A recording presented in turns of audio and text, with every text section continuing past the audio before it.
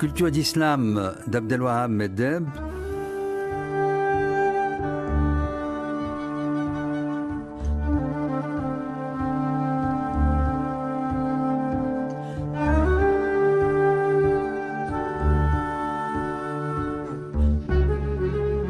Je reçois Mahmoud Hussein, qui est le pseudonyme commun de Bahgat al-Nadi. Bahgat al-Nadi, bonjour. Et Adel Rafat, bonjour. Donc deux Égyptiens qui signent sous un seul nom Mahmoud Hussein depuis qu'ils existent comme écrivains, depuis leur période marxiste et le livre retentissant qui est paru, si je ne me trompe pas, à la fin des années 60, non ? 69. 69, exactement. La lutte des classes en Égypte, qui était un bréviaire pour toute l'extrême gauche mondiale, je dirais. Oui, ça a été... Oui. Et donc, Égyptiens qui, à l'époque, déjà, vous vous êtes expatriés pour raisons politiques, pour incompatibilité avec le nasserisme. Avec le nasserisme, oui. Oui. Nous n'avions rien contre le nationalisme arabe. Oui. Mais c'était le problème du nasserisme, la méthode de Nasser de gouverner l'Égypte. C'est-à-dire, comme elle ne supportait aucune opposition, elle nous avait mis en camp de concentration pendant 5 ans. Alors, quand nous sommes sortis, nous avons décidé qu'il était inutile de rester en Égypte puisque nous étions surveillés tout le temps et suivis par la police secrète. Donc, ce que vous n'avez pas supporté, c'est la dictature, en somme. Exactement. On peut même dire, puisque là, tu nous tends un fil très intéressant.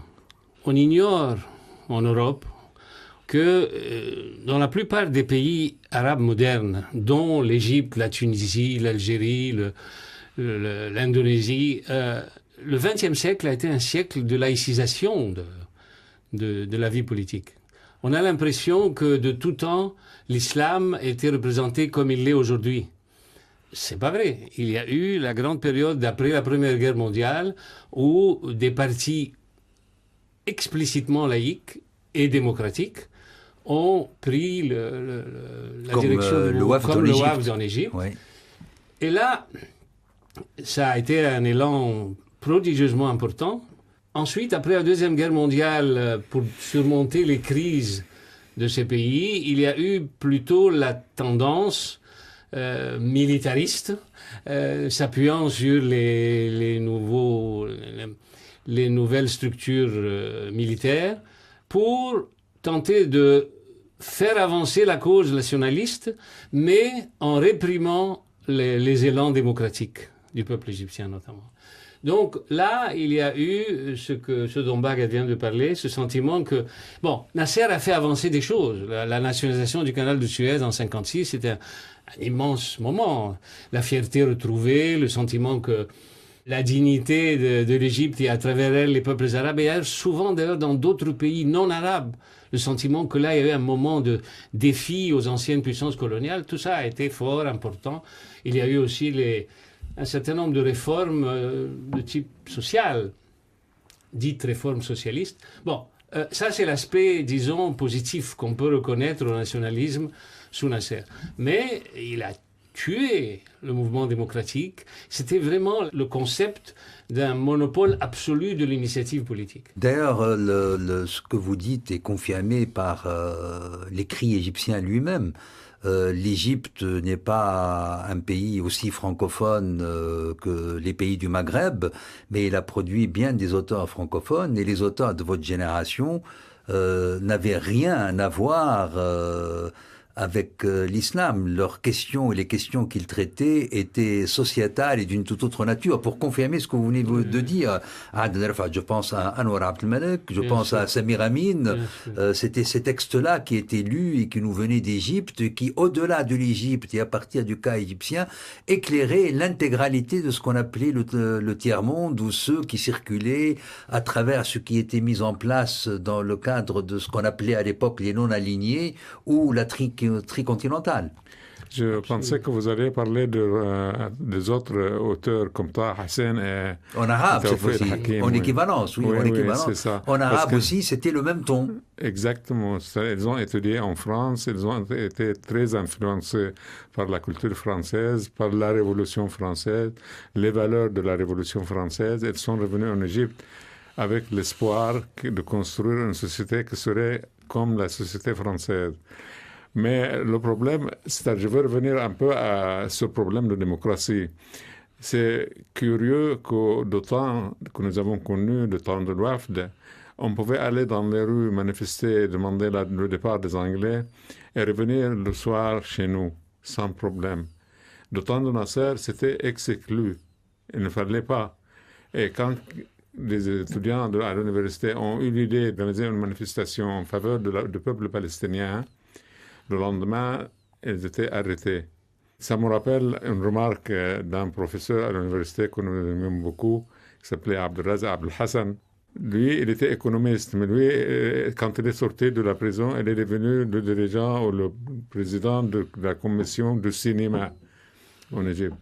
Alors, il était responsable de tout le secteur du cinéma dans l'économie égyptienne. Lui, il était avec nous dans le camp de concentration. En entrant dans le camp, nous avions des menottes.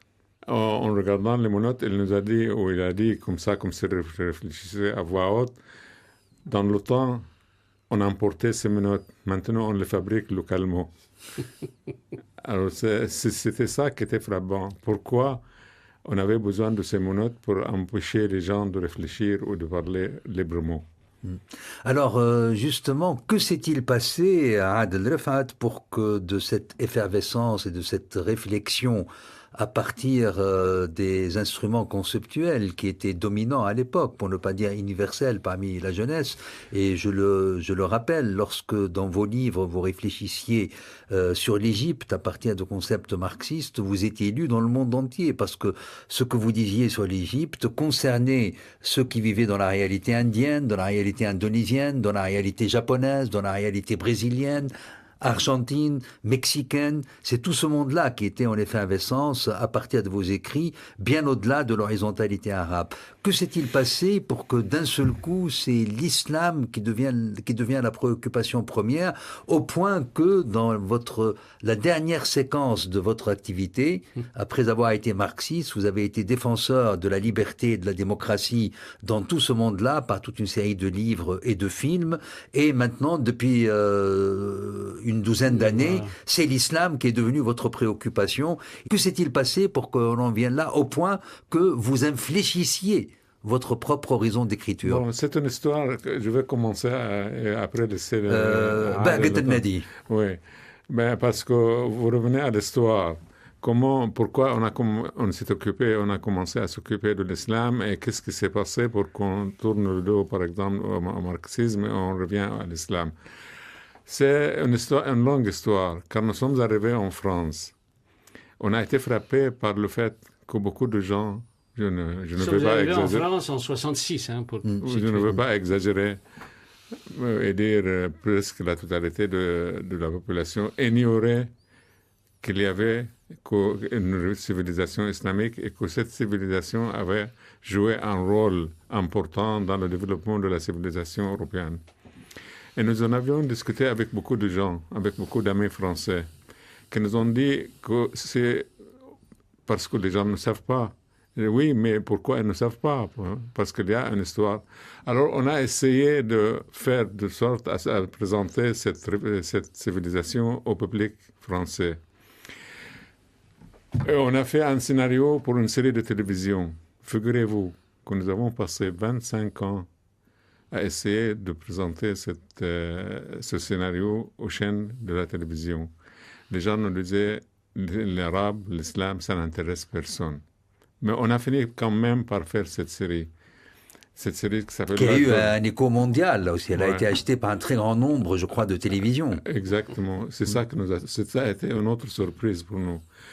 Bon, bref, on a fait la série. Mais pour faire la série, on a été obligé de lire et de relire des livres que nous avons... De vous rafraîchir à la mémoire, en somme. Exactement, voilà. C'est-à-dire, nous venons d'une société islamique. L'islam est partout, mais quand même, quand nous avons commencé à lire, à relire les livres intéressants, on a découvert que l'islam que les gens connaissent dans la rue, ce n'est pas l'islam qui est dans les livres, ce n'est pas l'islam original. Et là, on s'est dit qu'il y a plein de choses dans l'islam que les musulmans ne savent pas, ou souvent même préfèrent ne pas savoir. Alors, on a fait ce livre, le gros livre, sur la sira, sur oui. la vie du prophète, pour oui. présenter la complexité des choses.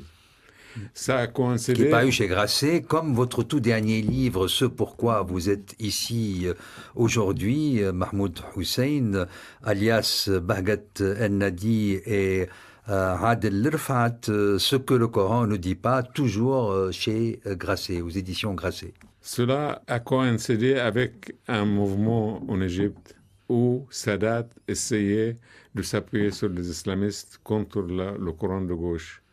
Il y a eu, ça nous mènerait très loin, mais on peut essayer de résumer rapidement, ce grand moment d'après l'indépendance, ces grands élans, ces espoirs, ces illusions aussi, ont commencé à s'effondrer, disons, entre les années 70 et 80. Il y a eu toute une série de circonstances qui ont fait que la bureaucratisation des régimes nationalistes, le fait qu'ils n'arrivaient plus à profiter de ce moment qui a été si important pour les Nasser, les Sokarno et les Boumedienne, à savoir un certain équilibre entre les Américains et les Russes, qui a fait, disons, ce moment, ce long alignement dont vous parlez tout à l'heure, ça a été un moment qui a donné leur chance à ces dirigeants. Ils pouvaient piocher ici des usines, piocher ici de l'argent, ici de la technologie, faire monter les enchères entre les deux camps et trouver une certaine autonomie de manœuvre. Celle-là, ils ont commencé à la perdre et il y a un moment très important dans l'histoire de tous les peuples arabo-musulmans, c'est la fameuse guerre contre l'Afghanistan au moment où il était occupé par les soviétiques. Puisque là, il y a eu une conjonction d'intérêts entre les Américains d'un côté et les Saoudiens de l'autre, les Américains avec la CIA, les Saoudiens avec leur argent et leur idéologie, pour tenter de casser l'Union soviétique, ce qu'ils ont réussi à faire. Là, ça a été vraiment un moment terrible.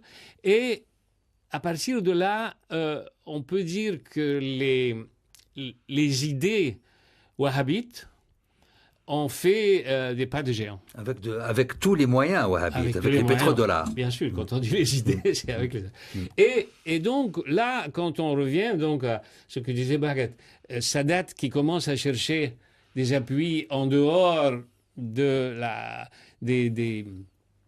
courants de gauche et des courants laïques en général, il va s'appuyer sur l'Arabie saoudite, argent et idées. Il faut pas oublier qu'il y a eu des millions d'Égyptiens, et ça c'était tout à fait nouveau dans notre pays, qui quittent l'Égypte pour aller travailler soit dans le Golfe, soit en Arabie saoudite.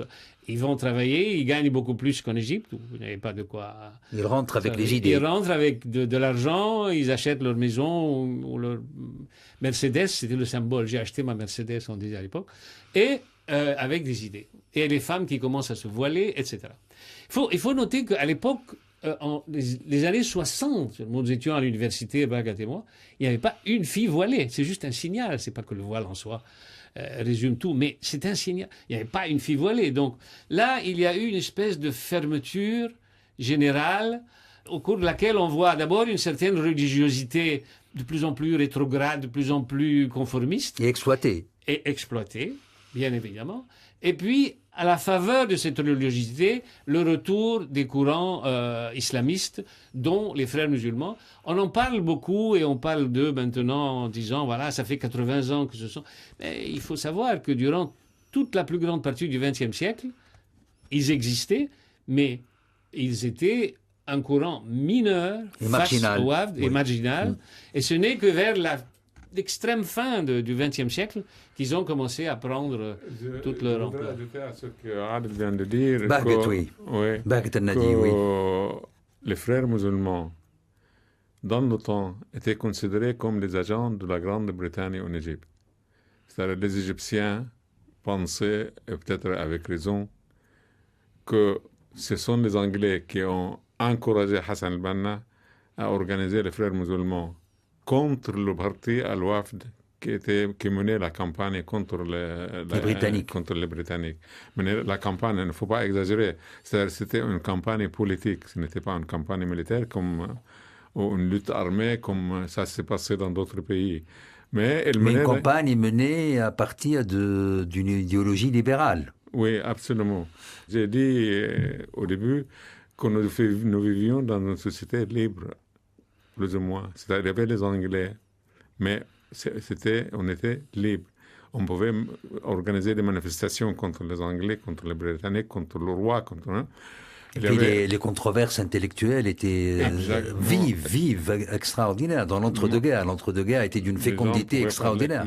Écrire comme ils voulaient. Avec une presse de qualité aussi. Hein. Avec une presse de qualité. Absolument.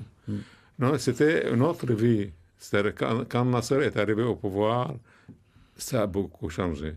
C'est-à-dire, l'idéal avant Nasser, c'était une vie démocratique, libération démocratique des Anglais. Avec Nasser, c'était libération nationale, c'est tout. La démocratie, lui-même, il a dit à un grand écrivain égyptien qui était ami à nous et qui nous a rapporté ça pendant une discussion.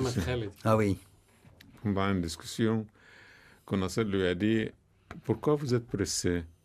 Mais nous sommes là pour 20 ans. » Il pensait que les officiers libres allaient rester au pouvoir, garder le pouvoir 20 ans pour éduquer le peuple égyptien pour qu'il puisse jouir des droits démocratiques. Bon, ils sont restés 60 ans et ça n'a rien changé, mais le régime a changé. Comme disait Adel, quand Sadat est arrivé au pouvoir, il a vu que Nasser s'appuyait sur les socialistes, sur les anciens communistes. Et que ces gens-là étaient hostiles. Lui était hostile. Alors, il a changé de camp et il s'est adressé, comme il a dit, aux islamistes. En plus, il a vraiment cru que la solution à ces problèmes, et notamment en rapport avec Israël, puisque n'oublions pas qu'Israël occupait le Sinaï, c'était en allant vers les Américains. Donc, les Américains, plus les Saoudiens, plus un peu d'argent, ça semblait être la solution idéale. Patatras. Oui. Ce qu'il y a aussi, c'est quand même important à noter, c'est que à ce moment-là, on découvre que ce qu'on avait cru, c'est-à-dire les trois grandes générations d'intellectuels égyptiens depuis la Première Guerre mondiale, avaient cru qu'on pouvait de plus en plus poser les problèmes en termes rationnels, en termes historiques, dans les termes de la philosophie des Lumières, pour aller vite. Et puis que, voilà, le côté religieux était là dans les consciences, mais dans la vie de la cité, la religion était définitivement exclue. Or, il s'était passé dans ces régimes fortement laïcisés quelque chose qui a ressurgi après. À savoir, on n'a résolu aucun problème, on n'a pas aidé à penser théologiquement les choses ou à dépasser les contradictions qu'il y avait, à dépasser le conformisme d'une pensée glacée, du taqlid, et on avait laissé les choses en l'état. À partir du moment où la situation régresse et où on ouvre les vannes d'une nouvelle religiosité, elle vient avec tout le conformisme et tout l'aspect carrément conservateur. Parce que le corps religieux n'a pas bougé. Je peux vous donner un exemple. Montrer la différence entre les deux périodes.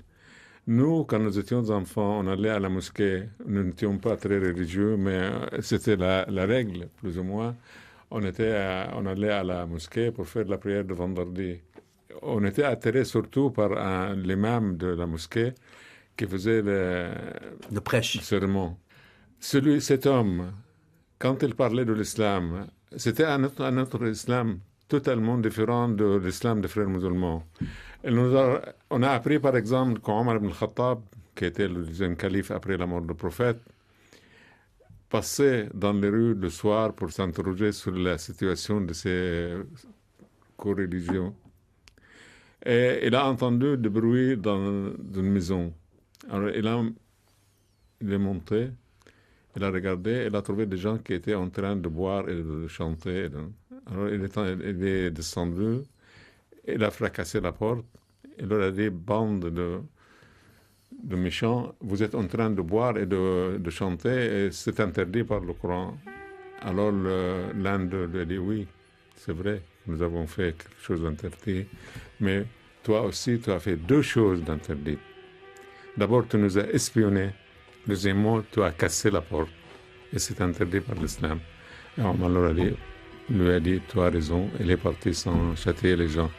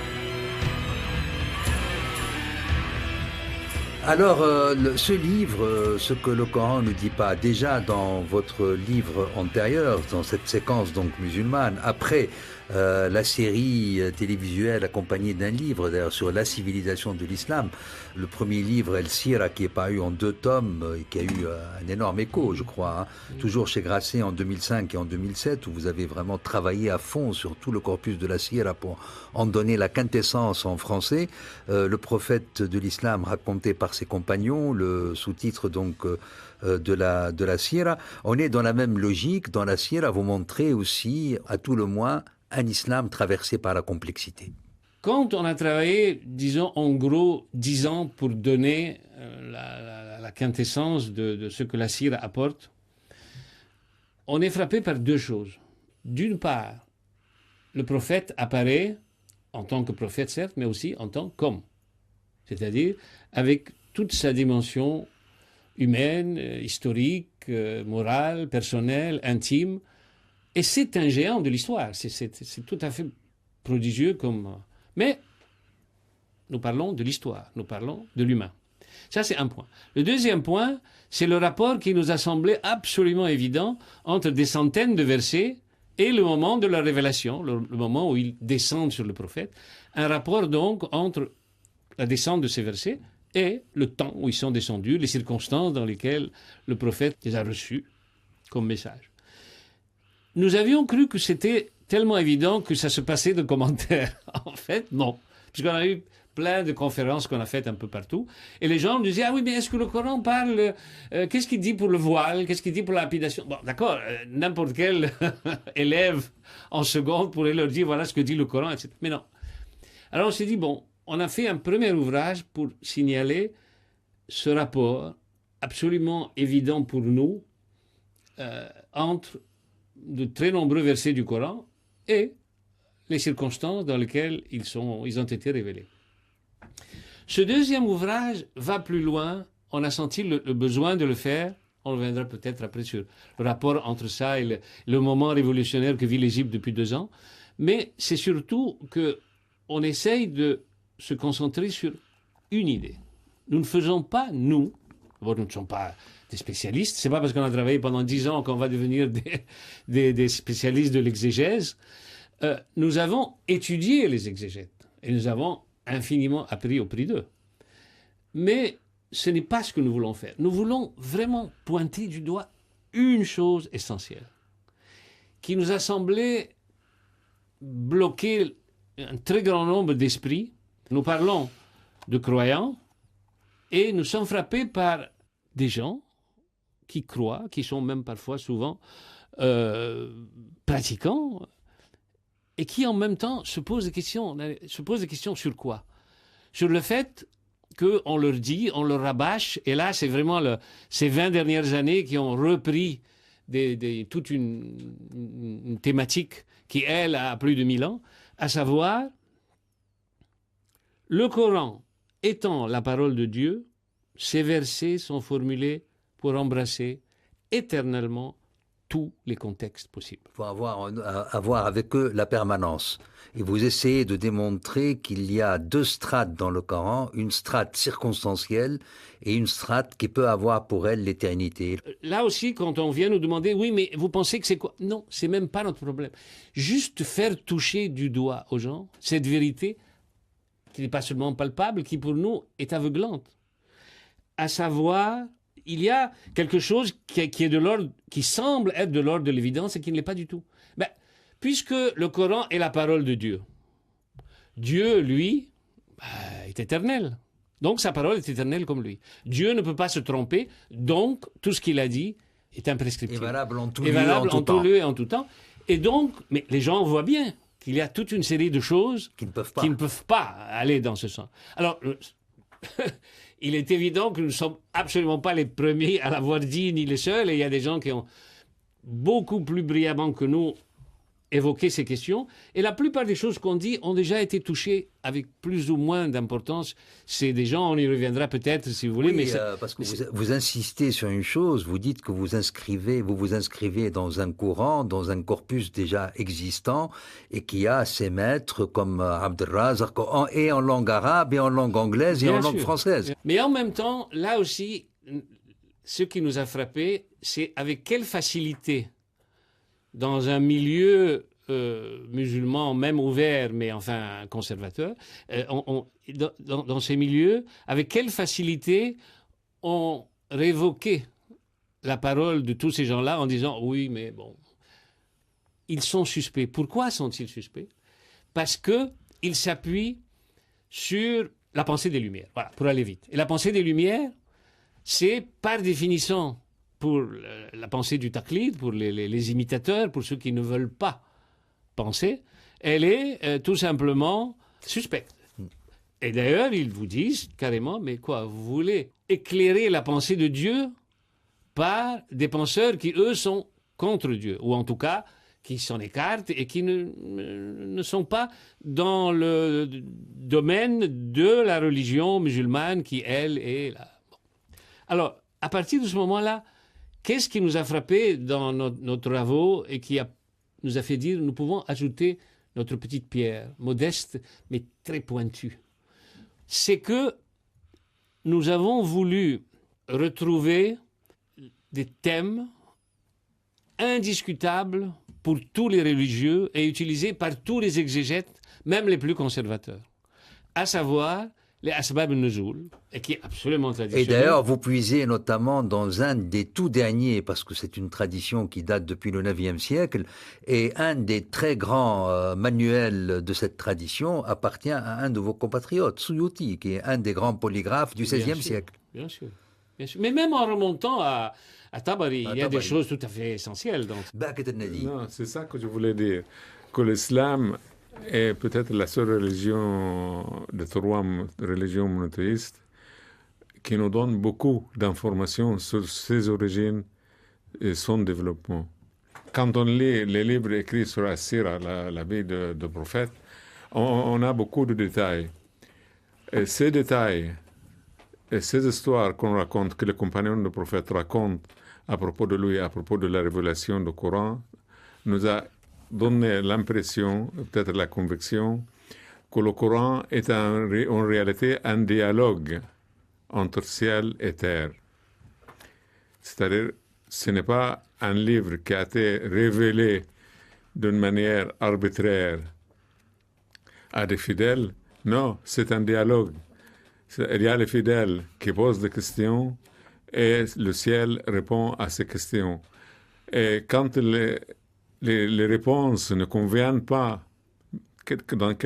dans certaines circonstances, au désir, aux convictions de ces fidèles, ils résistent. Il y a plusieurs exemples où on voit les croyants dire au prophète « ça ne va pas ». C'est-à-dire cette révélation ne convient pas. Et le prophète leur dit « non, il faut accepter » et après, Dieu change. Ce qu'on appelle, il y a des versets abrogés et des versets abrogeants. C'est ça, C'est-à-dire qu'il y a eu un dialogue. Qu'il y avait un Dieu dialogue. a écouté Exactement, a la écouté protestation humaine. les plaintes de ses fidèles. Et là, elle les a acceptées, pas seulement qu'elle les a écoutées, elle les a acceptées et elle a changé. Elle a révélé des versets du Coran après qui abrogent les versets. Je vous donne un exemple. Un verset qui pourrait être scandaleuse si on ne l'accepte comme ça, comme une partie d'un dialogue.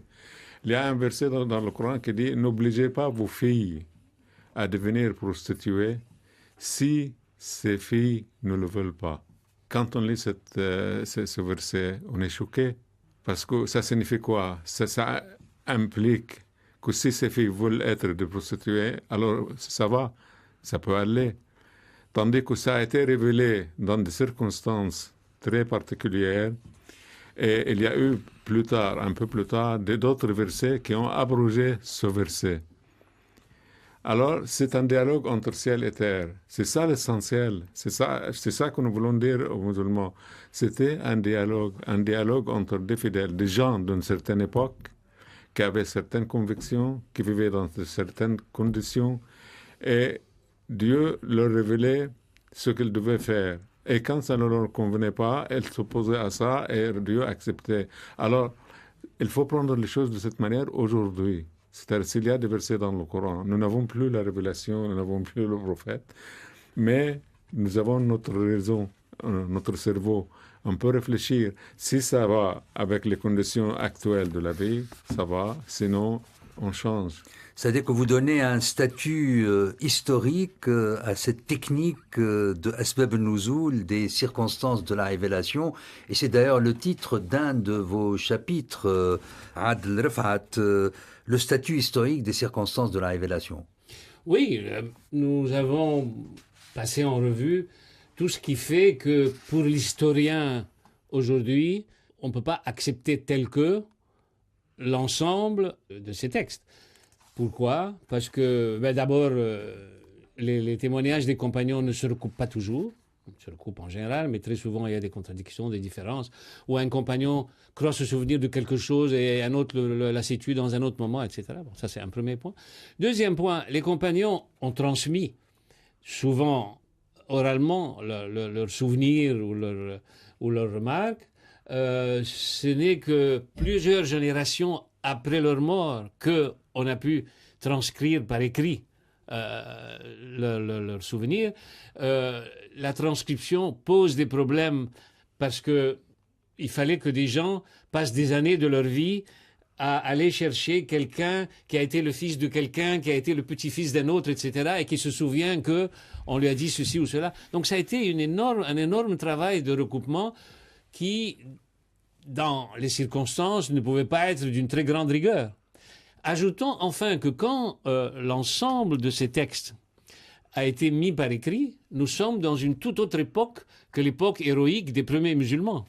Nous sommes 2 siècles et demi après, ou 2 siècles après, et c'était un tout autre environnement, et on peut supposer que ça a été coloré par les choix et les préférences idéologiques de pas mal de ceux qui transcrivaient ces textes. Mais l'un dans l'autre, on peut dire que l'immense avantage d'avoir ces textes, c'est qu'ils sont là, et que, de quelque manière qu'on les prenne, ils sont le seul témoignage sur la période que le prophète a vécue. Mais c'est le problème de l'historien, il doit recouper, revenir à d'autres sources, faire un travail de synthèse, etc. Bon, ça c'est le travail de l'historien. Oui. Et alors, ce que nous disons, c'est que nous pouvons faire toutes ces remarques concernant le statut de ces textes par rapport à l'historien d'aujourd'hui, mais pour ce qui est de la tradition avec un grand T, ces textes sont reçus comme étant non pas seulement vraisemblables, mais vrais. C'est-à-dire que, pour l'essentiel, ils sont retenus par les exégètes les plus classiques. Donc, nous les prenons en tant que tels.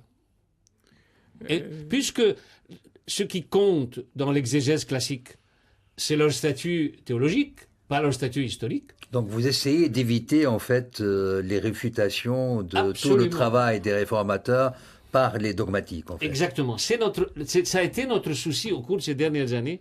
Comment faire pour toucher le lecteur de la manière la plus simple, mais en allant droit à quelque chose qui lui apparaisse comme étant évident. Moi, je veux faire une remarque à propos Oui. de ce que tu viens de dire. Bagat al-Nadi. Oui, c'est un éloge. Parce que Adel a parlé de ceux qui ont transmis la vie du prophète, les compagnons. Et je veux faire un éloge à ces gens-là. Pourquoi? Pour leur honnêteté intellectuelle. C'est-à-dire, ils n'hésitaient pas à raconter des choses qui étaient considérées par d'autres comme nuisibles à l'islam ou comme... Les faiblesses humaines, en somme. Exactement, à propos du prophète. Qui sont celles du prophète. Par oui. exemple, le prophète avait plusieurs femmes. Ces femmes-là, lui, il disait, moi, j'essaie d'être juste concernant ce que je possède, c'est-à-dire ses jours, son temps, ses moyens de vivre et tout ça entre les femmes. Mais ce que je ne possède pas, je ne peux pas être juste avec ce que je ne possède pas, c'est-à-dire l'amour. Bon, très bien, mais ces gens-là racontent à propos du prophète des choses qui vont dans un autre sens. C'est-à-dire qu'il aurait pu être juste avec ces femmes dans certaines choses qu'il possède et il ne l'a pas été. Il raconte ça et c'est accepté. Et c'est... À propos de Aïcha. Oui, bien sûr. Oui. Alors là, c'est une honnêteté intellectuelle. C'est-à-dire qu'ils n'ont pas hésité, n'ont pas essayé de purifier. D'idéaliser ensemble. Oui, d'idéaliser. Ils ont donné. Et c'est pourquoi. C'est parce que pour eux, il y avait une différence entre le prophète en tant que receveur de la révélation et le prophète en tant qu'homme. Et lui-même, il disait, je ne suis qu'un homme et j'ai les faiblesses d'un homme, d'un être humain. Alors, eux, ils acceptaient ça et ne trouvaient pas ça honteux. Tandis qu'aujourd'hui, si on voit ce qui se passe, on est en train d'idéaliser, on est en train de dire, ah, tout ça, c'est rien du tout. Il était immunisé comme masoum. Il ne pouvait pas commettre quelque chose de reprochable.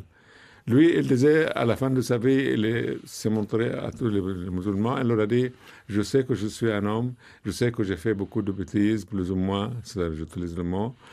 Celui qui a quelque chose contre moi, qu'il se lève et qu'il me le dise. Et plusieurs musulmans se sont levés et l'ont accusé d'avoir frappé, par exemple, injustement, et il a accepté ça. Alors, ça, c'est un côté très important dans la religion de l'islam. C'est un homme, le côté de viser les choses. En tant que prophète, c'est un prophète qui recevait la révélation. En tant qu'homme, il avait ses faiblesses.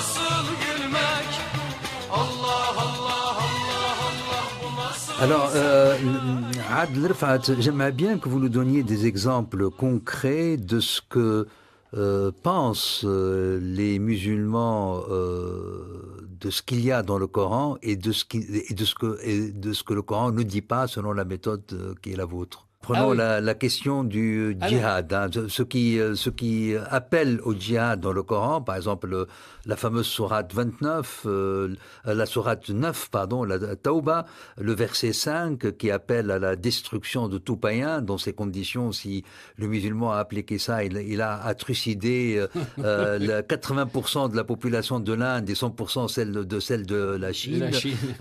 Et le verset 29, qui est très très féroce à l'égard des juifs et des chrétiens, et on ne peut les accepter que dans l'humiliation et la soumission et l'infériorité, conditions de l'acceptation. Comment, selon votre méthode et votre protocole et en vous référant aux circonstances de la révélation, à cette science donc traditionnelle qui appartient à l'exégèse comme science traditionnelle, comment vous proposez la lecture de ces deux versets, comment vous le situez et comment peut les lire un homme du XXIe siècle? Il me semble très utile de vous donner un exemple, ou un ou deux, pas sur les vôtres parce que ça implique un mouvement de raisonnement compliqué qui va nous éloigner de nos sujets. Mais ce qui définit la méthode qu'on a mise en œuvre dans notre livre, c'est vraiment le circuit le plus direct qui est au fond une intervention de Dieu en temps réel dans quelque chose qui se passe. Donc ça, je donne un exemple. Il y a l'un des très grands exégètes, Muqatil, qui raconte la chose suivante. Avant que toutes les règles à suivre durant le jeûne du Ramadan n'aient été édictées, les musulmans pouvaient manger, boire et connaître leurs femmes jusqu'au moment où le sommeil les prenait. Après quoi, ils devaient s'en abstenir jusqu'à l'heure de la rupture du jeûne, le soir suivant. Il arriva qu'un soir, Omar, proche compagnon du prophète, enfreignit cette règle. S'éveignant au cours de la nuit, il ne put s'empêcher d'approcher sa femme. Le lendemain, il alla voir le prophète et lui dit « Je viens implorer Dieu et son prophète. »« Qu'as-tu fait de mal, Omar ? Je n'ai pu m'empêcher d'approcher ma femme cette nuit. Peux-tu m'indiquer un chemin de pardon ?» Le prophète dit simplement « Je ne m'attendais pas à cela de ta part, Omar. » Non, mais écoutez, c'est la réponse d'Omar.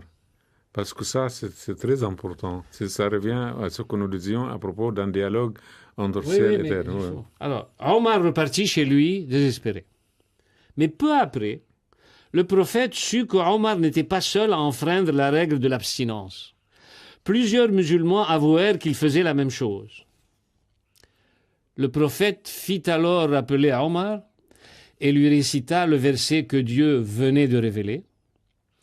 Le rapport avec vos femmes vous est permis durant la nuit du jeûne. Elles sont pour vous un vêtement comme vous êtes pour elles un vêtement. Alors, Dieu, tout ça c'est le verset coranique. Dieu a su que vous faisiez du tort. Il vous a blanchi. Il vous a pardonné. Fréquentez donc vos femmes et agissez selon ce que Dieu vous a prescrit. Non, ça c'est notre commentaire, mais il va de soi.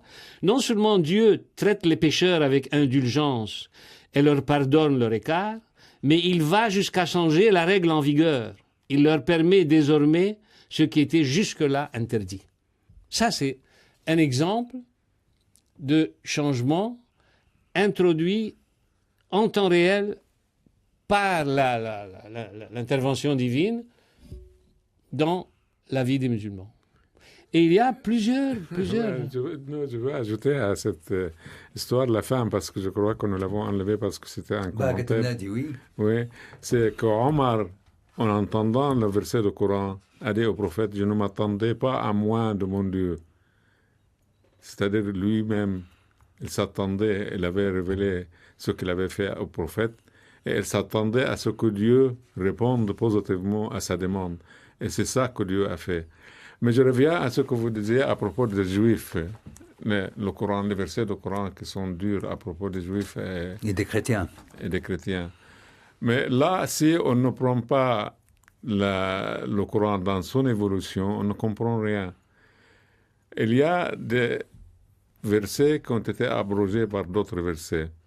Et il y a des versets qui sont à côté d'autres versets. Alors, il y a les versets qui sont durs à propos des chrétiens et des juifs, parce qu'il y avait une situation, parce que la situation où ils avaient été révélés était dure. Et il y avait d'autres versets qui étaient très cléments. Il y a un verset qui dit que Dieu, tous les juifs et les chrétiens qui iront au paradis. Alors, ça rend certains exégètes perplexes. Mais elles sont sorties avec l'idée qu'il y a des versets qui abrogent d'autres versets. Le problème, c'est quel verset qui abroge d'autres versets? Est-ce que le verset clément abroge le verset dur ou le verset dur qui abroge... C'est ce que propose quelqu'un comme le Soudanais Mohamed Mahmoud Taha. Oui. Il inverse ce que dit la tradition, où très souvent... Ce sont les versets durs qui abrogent les versets libéraux, si j'ose ces catégories. Et Mohamed Mahmoud Taha inverse dans la proposition qu'il avait faite le nouveau message, d'ailleurs le titre de son livre. Et en très gros, il donne privilège et pérennité aux versets mécois, qui sont très souvent évangéliques, entre guillemets, aux versets médinois, qui sont beaucoup plus dans la logique de la religion de la loi.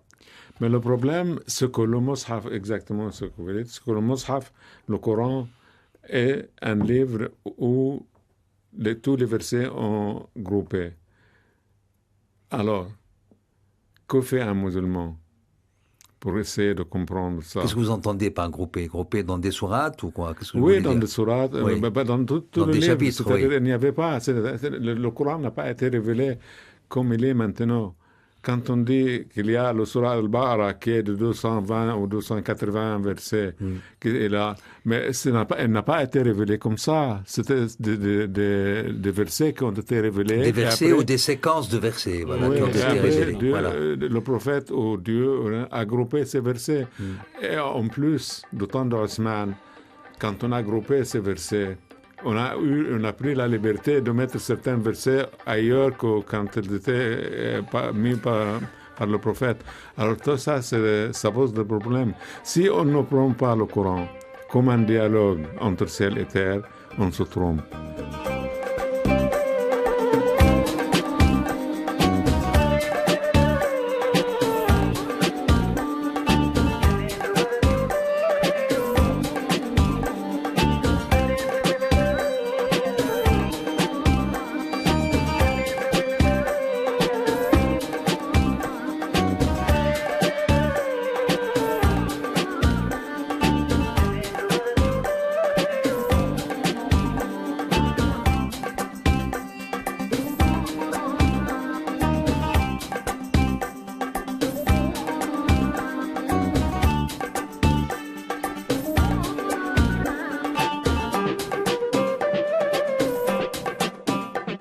Je veux vous poser des questions très très simples qui doivent préoccuper, qui doivent être présentes dans l'esprit de nos auditeurs. Très simples. Est-ce que le Coran, par rapport à votre méthode, j'aimerais bien que vous me répondiez, est-ce que le Coran prescrit le voile pour les femmes? Et quel type de voile? Parce que nous avons maintenant un certain nombre de voiles qui va du foulard au niqab. Non, vous voulez une réponse claire. Clair par rapport à votre méthode, qui fait référence... Le Coran ne dit pas aux femmes de porter le voile. Voilà, c'est ce que je voulais comme réponse. Exactement. Voilà. Le seul verset sur 3 où on parle de voile, c'est-à-dire hijab, le Coran enjoint... beaucoup plus du rideau que du voile. C'est ça, Oui. enjoint aux croyants, quand il s'adresse aux épouses du prophète, de le faire à travers un voile. Ouais. Alors on peut interpréter comme on veut. Bon, C'est vraiment le paravent, là, franchement. oui, ça peut être la bouche arabée, ça peut être un rideau, ça peut être tout ce qu'on veut. Cela dit, très vite, les femmes du prophète ont mis le voile, et puis à Médine, les autres ont dit pourquoi pas nous. Bon, enfin, ça c'est une autre affaire, mais pour en revenir au Coran, c'est ça. Voilà. Non, mais quand on dit ce que le Coran ne dit pas, c'est vraiment. On a voulu tout braquer sur cette idée. Le Coran dit énormément de choses, mais il ne dit pas que la parole de Dieu a le même statut que Dieu. Voilà. C'est ça que nous voulons. Mais et parce qu'elle n'a pas le même statut... C'est-à-dire l'historicisation du logos, de la parole contenue dans le Coran. Et encore une fois, ce n'est pas notre analyse. C'est même pas à travers des ouvrages très savants sur lesquels, évidemment, nous sommes d'accord, mais qui ont été écrits avant cela, dire, voilà pourquoi ça ne peut pas être... elle ne peut pas avoir le même statut. Mais non, nous disons, c'est le Coran. C'est Dieu qui, dans sa parole, a voulu montrer que sa parole n'avait pas le même statut que lui. Est-ce à dire que elle a moins d'importance dans certains cas que d'autres? C'est même pas ce que nous disons. Nous disons simplement que le Coran a voulu donner, enfin Dieu, dans sa parole, a donné des versets de portée différente. Il y a certains, lui surplombe le temps, lui transcende le temps, lui a créé le temps. Dieu, c'est autre chose. Mais sa parole, telle qu'elle apparaît dans le Coran, elle est dans l'histoire, elle est dans l'histoire et c'est voulu par Dieu lui-même. Alors quand il a voulu, et nous le montrons dans des dizaines de cas, il a voulu donner un statut circonstanciel, un statut conditionnel, un statut relatif à tel ou tel verset, lui donner un statut absolu et éternel, c'est aller à l'encontre de ce que Dieu a voulu. Voilà ce que nous voulons. Et de l'esprit du Coran. Et donc de l'esprit du Coran. Ensuite, on nous dit, oui, mais qu'est-ce qui est Nous n'entrons même pas dans les trucs sur ah oui, mais mutashabihat ou bon, enfin tout ces Mutashabihat, c'est-à-dire les versets ambigus. Voilà. Ou les muhkamat de plusieurs sens. Voilà, oui. ou les muhkamat qui ont un sens obvi, très clair. Nous, on pourrait bien sûr intervenir dans tout ça, mais ce n'est pas notre propos. Notre propos, c'est de bien dire, attendez, le Coran ne donne pas à la parole de Dieu le statut de Dieu. C'est la chose fondamentale. Ce que cherchent à faire les prédicateurs actuels. Absolument. Et vous parlez l'un et l'autre, Bahgat al-Nadi et Adel Rifat, pas dans ce livre, mais dans le livre antérieur. Pensez le Coran. Vous parlez de la panique de musulmans sincères et qui veulent être modernes et qui sont venus vous voir et qui viennent vous voir et qui vous disent « Écoutez, qu'est-ce qu'on va faire ?» Le Coran nous dit de faire certaines choses que nous devrions faire en tant que croyants, mais que nous trouvons aberrantes par rapport à la réalité de notre vie aujourd'hui. C'est une des raisons qui vous ont conduit à écrire le livre antérieur, Penser le Coran, et à écrire ce livre, ce que le Coran ne dit pas, n'est-ce pas? Nous voulons dire aux croyants que le Coran s'adresse à leur liberté. Le Coran s'adresse à leur libre arbitre. C'est pas qu'ils ne doivent pas. Ils ne peuvent pas éviter cette responsabilité. Ils vont répondre à Dieu de ce qu'ils ont dans leur conscience. Et donc, ils ne peuvent pas tout simplement s'en remettre à X, Y ou Z qui a dit que. Ils peuvent l'écouter. Mais c'est à eux de choisir en leur âme et conscience ce qui, dans cette parole, tient toujours, ou ce qui tient d'une époque révolue et qui ne les oblige plus. Non, je voulais ajouter à ce qu'Adel vient de dire, pour répondre à votre question, qu'il y a plein de choses que les gens croient exister dans le Coran et qui n'existent pas dans le Coran. Je vous donne un exemple, mais un exemple très dangereux. Les gens, les musulmans, beaucoup de musulmans croient que le Coran dit que celui qui a été musulman et a abandonné l'islam doit être tué. Jamais le Coran ne dit ça. Hein? Non. Mais c'est ça que je dis. Mais ils croient. Oui. Presque la totalité des musulmans croient que c'est dans le Coran. Mais ce n'est pas dans le Coran. Non, il n'y a aucun verset du Coran qui peut prescrire ça. Non, il est dit que le châtiment sera très sévère, comme exactement d'ailleurs dans d'autres le système religieux. Mais il n'est pas mais dit il appartient à Dieu, le châtiment. Oui, bien sûr. C'est ça l'essentiel. Mais je voulais dire aussi, c'est une note que j'ajoute, peut-être que vous allez y venir, mais pourquoi pas vous devancer. C'est que... c'est la parole de la fin, donc... oui, d'accord, très bien. Et vraiment, il nous semble que les révolutions, pas toutes, les révolutions tunisiennes et égyptiennes en particulier, par tout ce qu'elles ont soulevé d'horizons nouveaux, non pas à l'échelle de quelques intellectuels, mais vraiment à l'échelle de millions de gens. De peuples. De peuples, voilà. On peut le dire. Oui. Nous disons que là, on a découvert à quel point l'expérience du pouvoir entre les mains des islamistes aura été, comme dirait Barrett, dangereuse, mais extraordinairement fructueuse. Il fallait... Salvatrice. Il fallait qu'ils aient ce pouvoir pour montrer, non pas seulement leur incompétence, qui est abyssale, mais aussi le fait qu'ils ont un logiciel qui est en dehors du sujet, qui ne peut pas résoudre ces problèmes. Et alors, on découvre que maintenant, un certain nombre des problèmes proprement théologiques, qui n'étaient pas du ressort du tout venant, sont dans la rue. On en discute maintenant dans les cafés et dans les réunions. C'est un phénomène. Un tout dernier mot pour vous, Bahgat al-Nadi. Je sais que vous avez pris des positions très très claires sur ce qui se passe en Égypte, et moi j'adhérais à vos positions, particulièrement dans une intervention pour le quotidien Libération, et dans le sens de ce que vous venez de dire, c'est-à-dire l'inanité et le fait que les islamistes, l'échec des islamistes dans le pouvoir est très très précieux probablement pour l'évolution des choses. Non, je voulais dire... C'est le dernier mot alors pour l'émission Bahgat al-Nadi, parce qu'on arrive en fin d'émission. Oui, ça ne m'étonne pas qu'on soit sur la même ligne. ou la même position. Mais ce que je voulais dire, sur lequel je voulais insister, c'est ce qu'Adel vient de dire, que maintenant, aujourd'hui, l'arrivée des frères musulmans au pouvoir en Égypte a permis aux gens de discuter de la religion d'une manière responsable. C'est-à-dire, il y a maintenant, toutes les questions sont posées, on demande des explications. Quand on dit que ça existe dans le Coran ou ça existe dans le Hadith, on ne se contente pas de ce que l'imam a dit, mais on pose des questions. Et on s'informe. On va s'informer. Et on discute.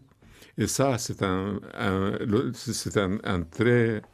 progrès certain et c'est très important parce qu'il est temps qu'on commence maintenant à discuter de la religion d'une manière responsable. Et raisonnable. Raisonnable. C'est Voilà. important tout cela. Mais c'est étonnant votre démarche qui corrobore la remarque d'un auteur que j'apprécie énormément parce qu'il était en avance sur son temps et quelque part il est véritablement l'instaurateur de ce qu'on pourrait appeler les religions comparées. Il s'agit d'un philosophe juif, Ibn Kammouna, de Bagdad, qui a écrit en 1280 un texte tout à fait étonnant, qui est une volonté très sincère de vouloir présenter d'une manière objective les trois religions, avec leurs vertus, leurs défauts éventuels. Et pour ce qui concerne l'islam, où il a fait un très grand effort pour présenter l'islam de l'intérieur, d'ailleurs, dans sa présentation de l'islam, chaque fois qu'il évoque le Coran, il dit « Al-Qur'an al-Karim », le noble Coran, c'est-à-dire l'expression même chez les musulmans. Et il a dit une phrase qui me paraît très étonnante et qui correspond au point de départ de votre observation, de votre diagnostic, qui est à l'origine de ce livre, donc ce que le Coran ne dit pas, Mahmoud Hussein.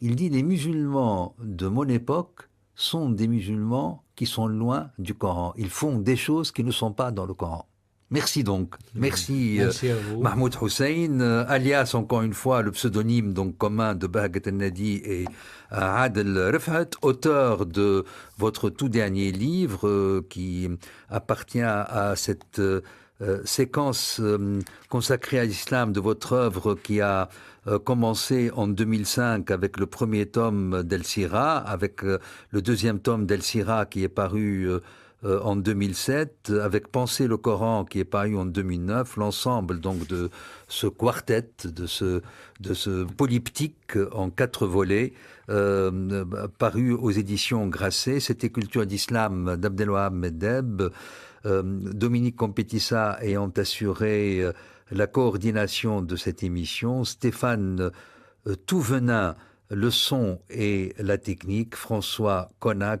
la mise en onde et la réalisation. Merci à eux trois. شكرا أهلا وسهلا كويسين مبسوطين أنا كمان